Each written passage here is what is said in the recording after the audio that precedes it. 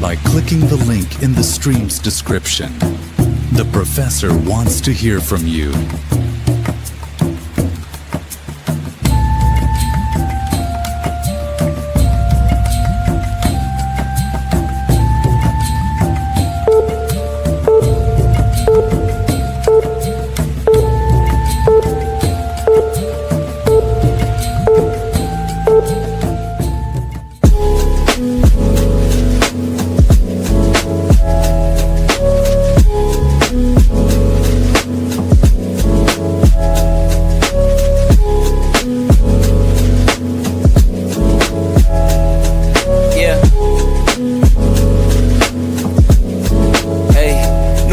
On the cusp, not too old to adjust. Old dog, new tricks. Remember, I was just a pup. Something dirty in my cup.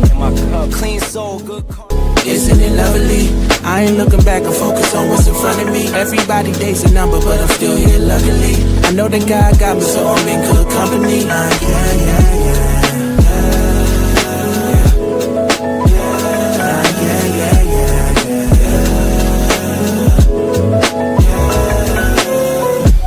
Isn't it lovely?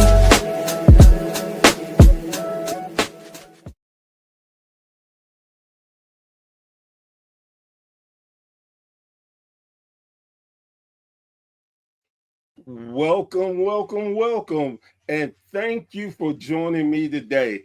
I am Professor Bear, and this is A Bear's Thought. And today's episode is brought to you by Chops, Cards, and Print on Demands. Have you ever wanted your own trading card of yourself? Whether you're a wrestler, a basketball player, football player, baseball, whatever you do, you wanted to get that card of yourself? Well, you don't even have to play the sport to do it. Chops Cards make some of the greatest professional looking cards in the business. And just because you know your old professor here, we're going to get you some discounts. We're going to get you 15% off your entire purchase. That is right, 15%. All you have to do is put in Bear 15 and bam, that's 15% instantly off your entire purchase. And that is Chops, Cards, and Print on Demand, the number one in trading cards. Guys, girls, thank you for joining me. I have a very special guest today, which all my guests are very special, but this gentleman has been turning up the indie scenes like no other. He is just doing his thing. This is Big Man K-Toomer. Big Man, how are you doing today, sir? Man, I'm doing all right, man. Can't complain too much at all. What's happening? What's going on? Love it. So, will you give some background on yourself and what was the first time that you started liking professional wrestling? Oh man, it's it's kind of a loaded answer on that one. So of course I'm from the Little Rock, Arkansas area. I got into wrestling because I needed something to do. I was bored with a lot of stuff. I was going through like some personal stuff and needed a reset. And getting in or getting introduced to training and wrestling and everything that kind of helped me jump starting to get a lot of personal things back on track. And then when I got to a point where I was like, hey, I can make money and I can become an influence by doing what we're doing and doing something that I like to do, that pretty much kept me in a situation where I just wanted to progress as far as I can without having a set destination. Um, what got me into wrestling? So when I was a kid, man, my grandpa, he was an old war veteran, and he had a couple pen pals and a couple war buddies that for some reason they just lived in Japan. I don't know what the full story was there, but they used to send us these boxes and they used to send us these crates of like stuff that's popular today, like the Dragon Ball cartoons, um, Ultraman, um, what's now known as Power Ranger, the Sentai series and stuff like that. Like we was getting those VHS tapes in crates that one of my grandpa's pen pals or old war buddies would just randomly send us. As a kid, I couldn't decipher who was who, so I was a big fan of Ultraman, and I would see the tapes from WCW, or I would see tapes from New Japan Pro Wrestling or Pro Wrestling Noah, where Jushin Thunder Liger would be in the ring. So as a kid, I didn't separate the two. I just looked at them as one and the same. And then WCW happened, the cruiserweight situation happened, where they started bringing the cruiserweights over from ECW, and from Mexico and from Japan as well. And look on TV, who's up there? Jushin Thunder Liger. But like I said, as a kid back then, I couldn't separate the two. So only thing I knew was Ultraman is fighting in a wrestling ring now. That's all I knew back then. But that's ultimately what got me into wrestling. But of course, starting out with the Japanese influence, of course, then I'm a Japanese mark to a T when it comes down to a lot of stuff. But I appreciate wrestling from all aspects, whether it's what's now called Japanese strong style in America. For me, that's just regular wrestling. But I appreciate all forms of wrestling, from cruiserweights to technical wrestling to British strong style to British grappling, American style or entertainment style. Like I appreciate it all. I don't know, man. I'm just smart for wrestling, I guess, just like I am for music. Hey, I definitely understand. That influence is always great, and it's always like when you get to learn different styles, so it helps you become well-rounded, and you're knowledgeable of so many different styles and the different influences. Like you said, it can be so amazing. With Hmm. that, um so when did you start your journey into wrestling? I want to say 2017 going into 2018 is when I started training. It's weird to think it's been that long, to be honest with you. That's when I started training. Like I said, it started out as just something to do. Something to do, something to keep me occupied since I had to move back to Arkansas.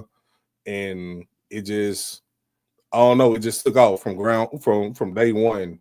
It just kind of took off. Of course, it took a while to kind of figure out what I wanted to do and develop my own style, because I already had a kickboxing and taekwondo background in judo and jiu-jitsu.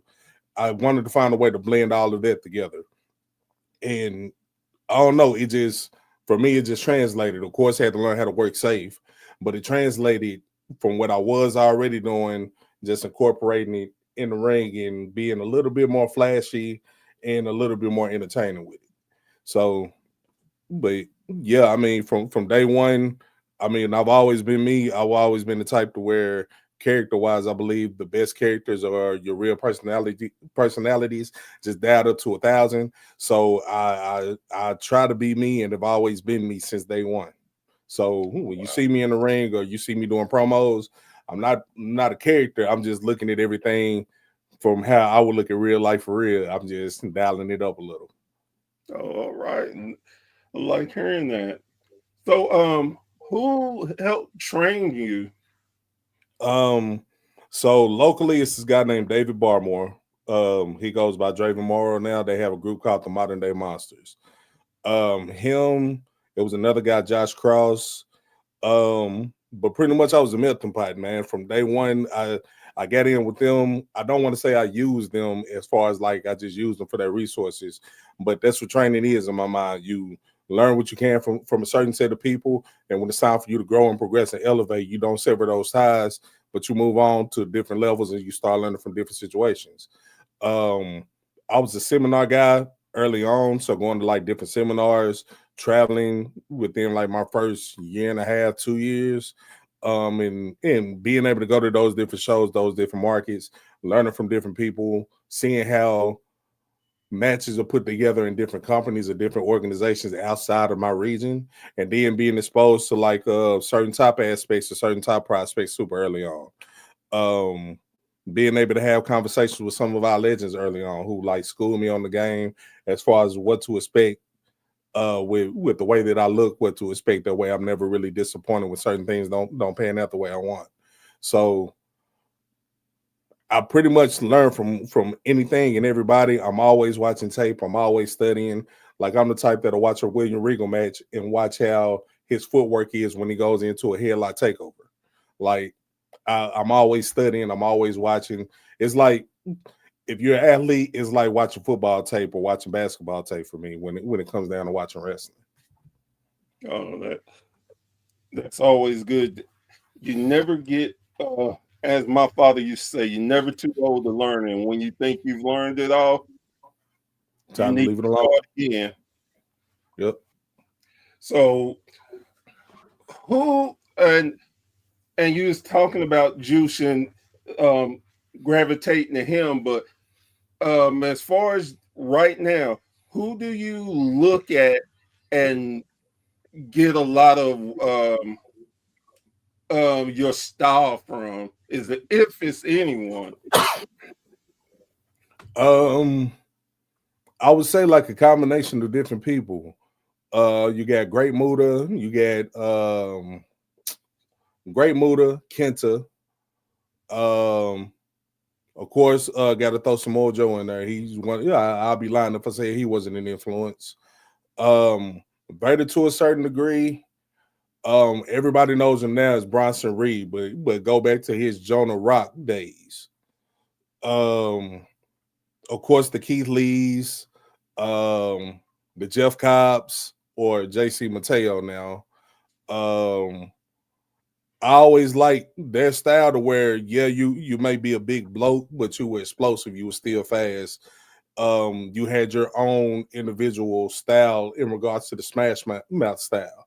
Like I've always appreciated that. Um, Entertainment wise, though, you got to go with some of the greats that everybody looks at: the Rocks, the Austins.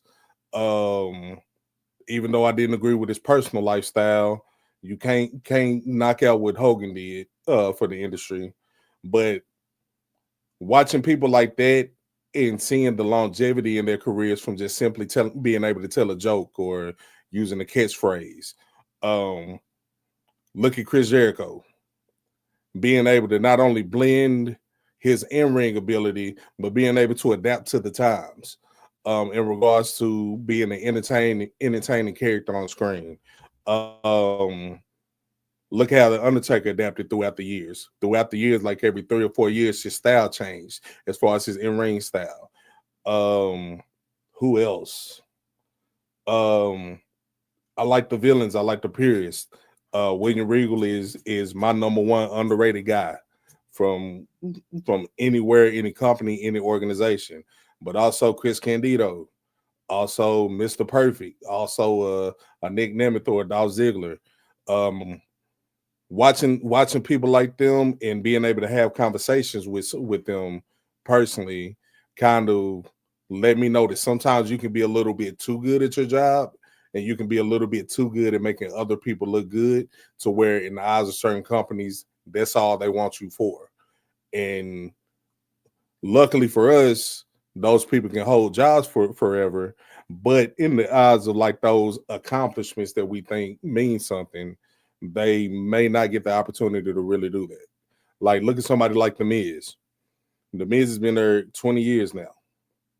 But when we think about current day wrestling product, we don't think about him being one of our veterans. But And he's a utility player. He's somebody that can be placed anywhere. How I mentioned Samoa Joe earlier. Samoa Joe was somebody who can be a utility player. They like, although people don't think about it, he was. They threw him in the throwaway pay-per-view with Brock Lesnar, and he made it mean something. Even though the match was short, and we never got the rematch, but the way that he presented himself in this situation showed that he was a opposing threat to somebody whose talent is like almost indestructible and superhuman when it comes down to that side of the business. But then you look at what he's doing at AEW.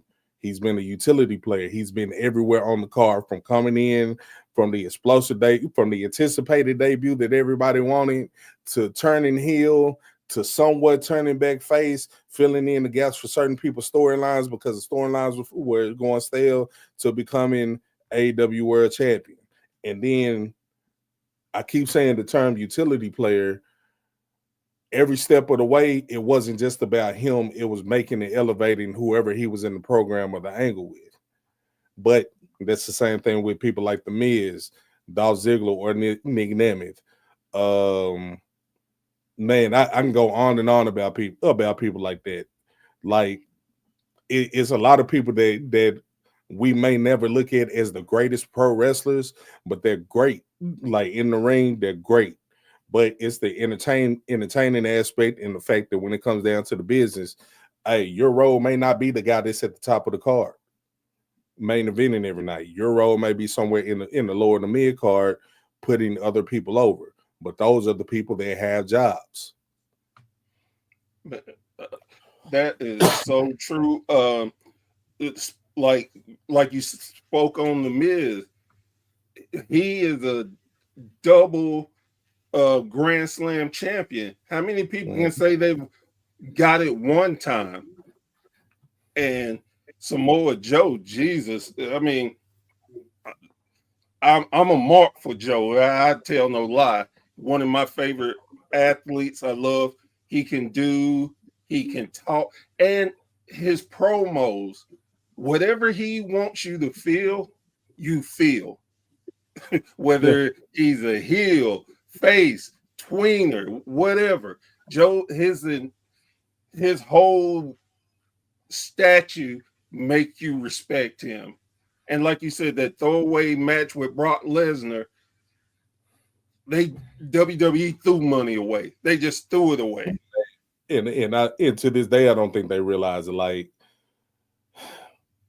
being someone who came up like just watching and studying the game like I did, I have a different appreciation for certain guys and girls because I watched their whole career.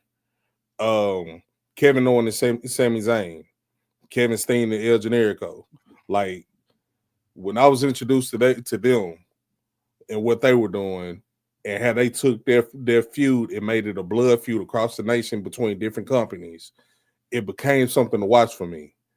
Adam Cole joining the Bullet Club, AJ Styles leaving TNA and joining the Bullet Club, Prince Devitt or Finn Balor being one of the inaugural members of the Bullet Club.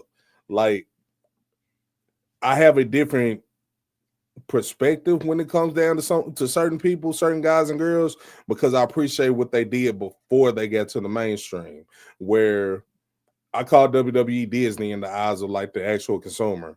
A lot of the WWE audience, that's their only exposure to them. So when I look at somebody like a Damian Priest, I remember the Punishment Martinez days. They may not know who the hell that is. Yeah, right.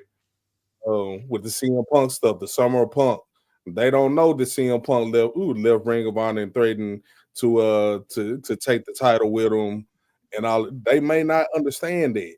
They don't know about the 3-match feud between Samoa Joe and CM Punk. They don't know about people like Austin Aries, although he was with the E4 brief amount of time. They don't understand how influential people like him is. The spot fest that everybody like to call them now, that a lot of the younger guys get flack for doing.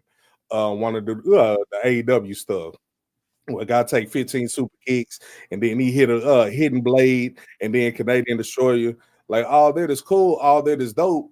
But for me, I was introduced to that style way back when in a Ring of Honor match between Low Key and Amazing Red. So it's like I just have a different perspective for wrestling and how I look at wrestling. It's just totally different. No, My favorite wrestlers, Mako Satomura, Oscar, of course, Aja Kong, Amazing Kong, or Awesome Kong. Um, like like I said, man, I just got a different perspective, man. Everything that I look at, I'm a fan of the overall product because I'm a fan of how everybody individually made it work for themselves instead of just following one singular process. Because there's no one step guide for any of this. very true, very true. And I think that's where my love for the indies has blossomed so much because, like you said, everybody you named has went on to become major stars and has elevated wrestling to where it is today. And I love going to indie shows to see what's the next crop of individuals before they become the players. And I always, no matter what interview, anything I do, I always tell people go to your local indie and support them. Mm. You never know who you will see get better and better, and then you turn around one day they could be at WrestleMania winning the World Heavyweight Championship. They're See, it's just so like that's real. Like what I'm about to say is a shot at somebody. It's a promoter that I work for. One time we was having a conversation and he was like, "Man, who do you want us to bring in for you to work?" And I was like, "Man, let's bring in Jacob Fatu." This is before the run. Let's bring in Jacob Fatu. I think that'll be a hell of a match. I think that'll be a great match. Smash Mouth, something fancy but hard hitting, something that I think people will really lean into. I was met with the man. Um, and what I'm saying is leaning into the to other wrestlers who may watch this if they even care. Just because you do what you do doesn't mean everybody knows who you are and what you do. You always have to introduce yourself for the first time to somebody. Um, but their promoter's remarks was, "Man, I don't know if that was selling. I don't know if people would care about him being here because they don't know who he is." 2 months later, WWE. Now look at where he's at. yeah. Now I did get a chance to work Zillify too. Oh, wow. He gets I got the call from Booker to come down and kind of tune him up. But it's spots like that to where you, like you just said, you never know where someone is going. You never know what the trajectory is. Somebody, man, I've seen people get signed just based off of how they look, not even in regards to what they can do in the ring, or based off of, I hate saying it, based off of who they know and who put a word in for them backstage. But knowing that certain situations like that does happen from time to time, it is motivational because it makes you want to keep working because you never know who you're gonna run into, never know who's gonna book you, never know who's gonna see you. Like just this year alone, I got to work for Insane Clown Posse with JCW, and then a couple of months later worked for GCW, Game Changer Wrestling. To the I tell Game Changer, however people feel about it, is like one of the top indie promotions in the country because for me, they travel, they pay their wrestlers, and the wrestlers are able to make a living. So for me, that's a successful promotion. So being able to do stuff like that, being able to be looked at from WWE, getting the call to go work for Booker T personally, um, building community relationships with people who I grew up watching and not saying becoming their peers, but when I run into them or I can pick up the phone and call them and it's, "Hey man, how you doing today? How your mom and them doing?" Like stuff like that. Like you never know where this world is gonna take you. It, exactly. It is it's a blessing when you get to be able to do what you love and get to meet the people, like you said, you got to see on TV, and you look in your phone and you have his number, and y'all can have just a conversation, and it's like, I'm being very blessed. With that being said, Mhm. what are your goals currently to do in wrestling? What are you? This is it. This is what I'm going for right now. This is my mission. Man, the biggest thing is because in all honesty, I don't have a set goal. Um, you're gonna hear a lot of guys and girls say, "Oh, I'm trying to make it to this particular company, or I'm trying to use this to get in the movies." And man, my only goal is to push this as far as I possibly can to see how far I can go without having a set goal. Um, for me, I think that's the best way or the best option because just being honest, a lot. I'm one of those types of people. I like to be honest with myself, and I'm going off the history of what I have gone through and what I've already been through. I've been up to AEW. I've been to WWE. I worked people who worked in TNA. I've been in the ring with people like Moose. I've been in the ring with people like Tommy Dreamer, Rhino. Um, I've worked these people, and I have somewhat of a standing relationship with some of these people who are on TV today. How I mentioned Jacob Fatu, how I mentioned Zilla. I was just with Rikishi on Friday. Um, I have relationships with people like that, but when it comes down to it, I know the truth of not only how I look, my body type, and my style that I work in the ring may not be so appeasing to certain people on the higher level. On top of that, I'm in my 30s. So I know my window is on top of that, looking at how the game is these days, especially when it comes down to the E. It may be a lane there for me in the spot in a company like AEW.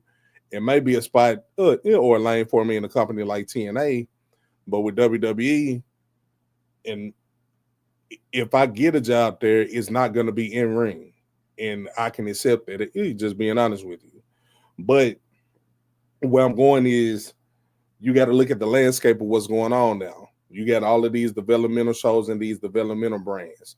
You got people who are Olympic gold medalists, top tier Division I athletes, people who made it to the NFL, people who are Grand Slam grand champions and grand athletes on the collegiate level, but moving into their profession, working for them um, like they initially wanted.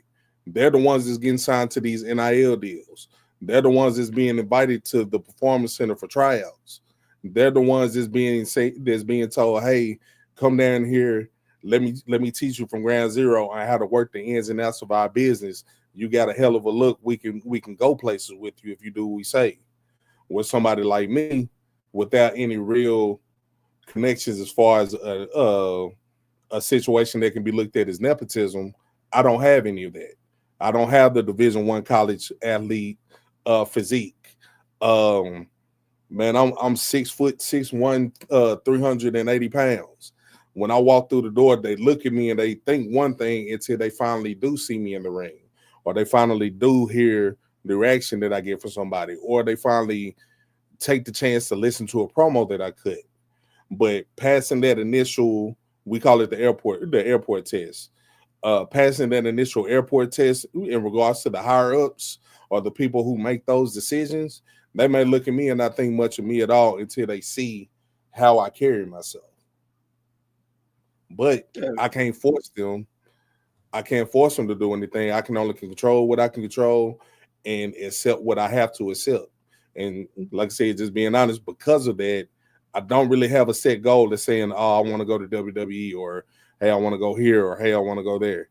Um, Not shooting on them. When I went up to AEW, every time I went up there, it felt like working an indie promotion just on a grander scale. Where WWE is more business professional, more structured, more timely, more fashioned. But every time I went is, hey man, we got you in a security role, but you're way too big to go out there and be security for us. Because I'm bigger than half of the people on the roster that they're pushing. Like, Well, I mean, and this is just my opinion. That makes you great for the security role. That way, when something happens and you go, you fall, you get knocked out or whatever, they did something. But hey, what do I know? yep.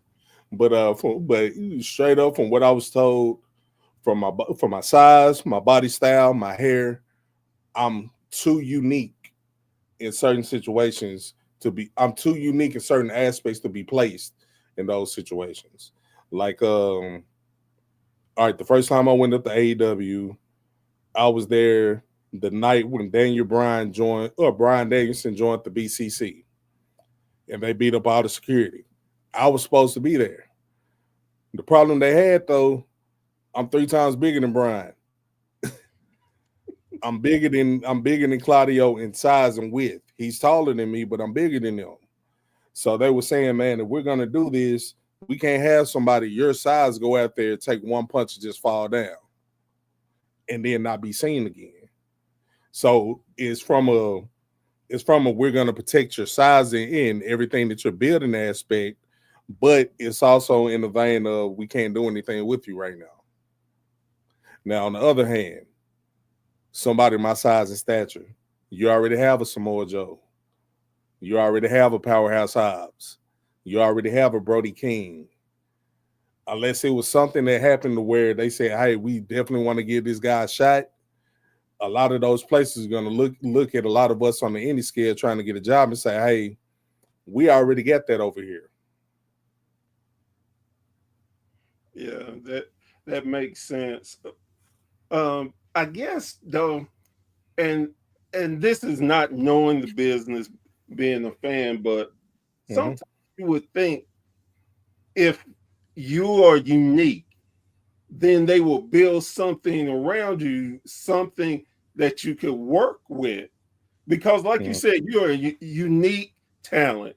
You're just I mean, just in my mind, I could think of 2 or 3 things I could actually slot you in for to get you started. I mean, hell, I would give you the Wardlow treatment. If Yeah. I would bring you in to be someone's bodyguard, and then just to slow and let you slowly let the audience start saying, hey, he's not just a bodyguard, he's actually talented. So again, but I'm not in the wrestling in that part of it. And as all fans, we think we can book a wrestling show, but it's hard to me. It's hard for me to understand when you see something unique. Why not take a chance to grow from it? Because hell, I know WWE doesn't have no one like you. They may have similar, but there's no one like you. So and but I have confidence that you, and I've seen some of your work, is going to stick out where they're going to be like, man, look, I know we said this, but come on, we got something. You got something. We can't just let that go by. Hey, So just being honest with you, and this ain't a shot towards anything. Sometimes they'll look at somebody like me or somebody on the indie scene, and they would tell somebody that they already have on the paperwork, like, hey, watch this person. Kind of watch how they move, study them, and start incorporating into your stuff. I'm not gonna get into my own personal stuff, but I'll tell a story that Victoria told. Victoria from WWE, the Widow's Peak finisher. yes. How she got that finisher, they were trying to figure out something for her, and Molly Holly taught it to her. And when she asked Molly how did she figure that out, she said, oh, I watched this kid at the indie show, he did it. She was talking about Roderick Strong. Oh damn. Yeah, so it's a lot of times where stuff like that goes on, and when we see it, man, we may call it to attention. Certain moves or certain setups or certain ways that we go into things, it's like it's too identical for it to just be a coincidence.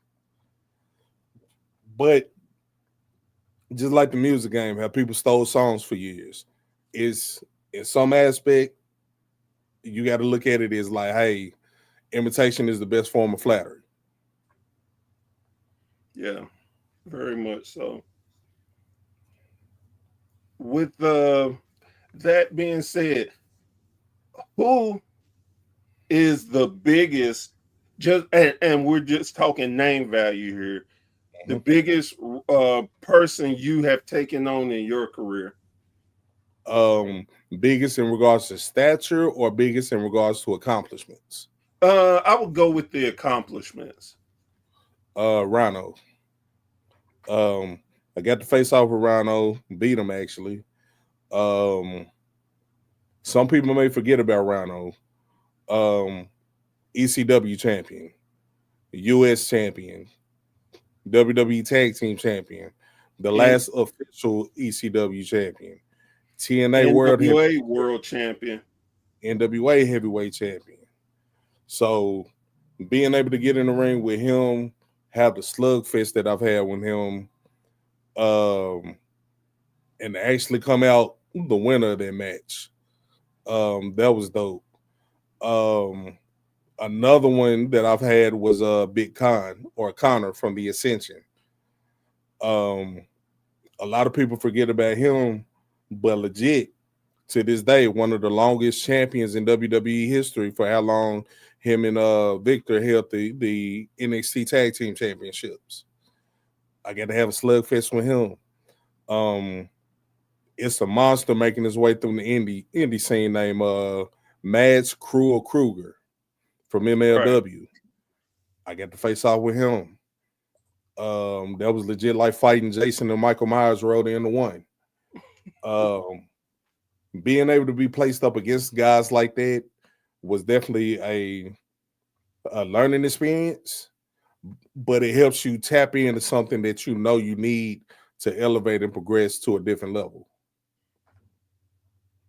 So, with you being a big man, do you prefer wrestling big guys or do you prefer wrestling smaller guys? Oh, for me, it don't matter. So they getting their head kicked in anyway. It don't matter. It don't matter. I do have different approaches when it comes down to those types of matchups, but yeah, it don't matter. They either getting the foot upside their head or I'm driving my knee through their nose. So, with that being said, and I know you so you really don't have any real, I guess the word, long-term goals really besides, Mhm. but what is a title that you would love to have before you end your career? Um, what'd be dope if the opportunity ever came or presented itself, um, going to TNA and the at least looking at the X Division title. Like, to be honest with you, like, all right, so I named off all the different wrestlers and stuff that I was influenced by. This is why I hold Joe to such high regards or high esteem. A lot of the stuff that Joe was doing was the stuff that I was training in kickboxing, taekwondo, judo, jiu-jitsu, Muay Thai. He was incorporating a lot of this stuff in. He was a bigger guy that was out there or being pushed in the X division as like a game changer. I would like to do something similar to that, but in the vein of what Taz did with the FTW title. Okay. But you have a title that people may not think anything of, you elevate it to where that title is more important than the world heavyweight title or the main company title, to the point to where the main champion now has to fight you to figure out who's number one in the company. Like, I would like a situation like that, because when you do stuff like that, it takes all the backstage politics away from everything, and that way everything is in the eyes of the fans and the people who are watching what we're doing. I'm a firm believer anybody can be the John Cena if the bookers are writing it that way. But when you have a situation where the crowd connects to you and the crowd is the one that's pushing you, the promoters have to listen to the crowd. Very, very much so. Well, man, this has been really amazing. I thank you for taking the time to join me. And Mhm. man, what promotion are you currently working for? So I'm a nomad. I pretty much go anywhere I can get booked. The main company you can find me with right now is Memphis Wrestling.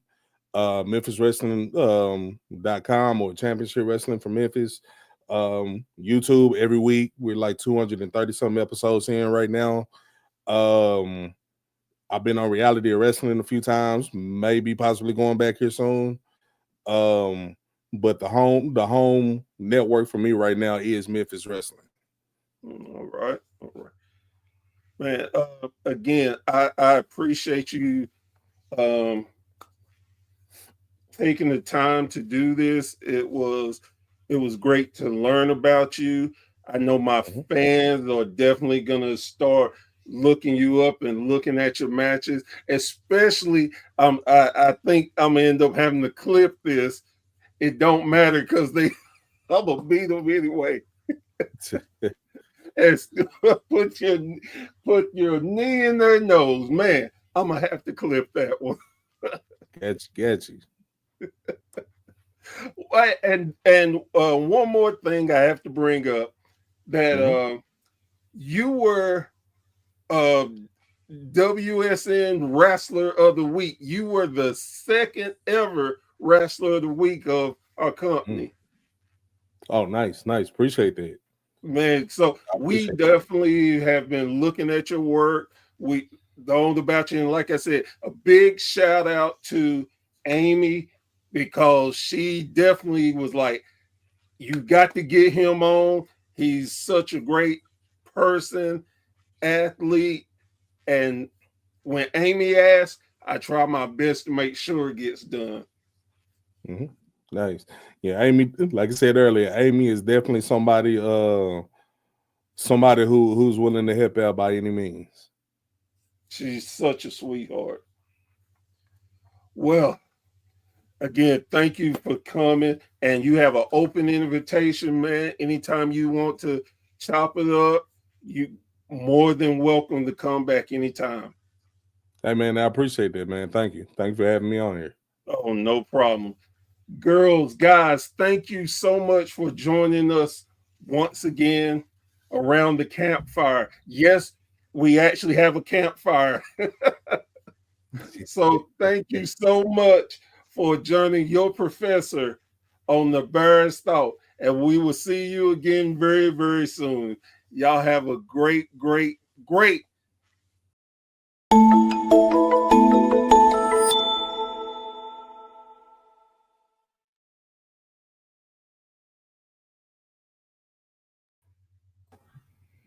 that's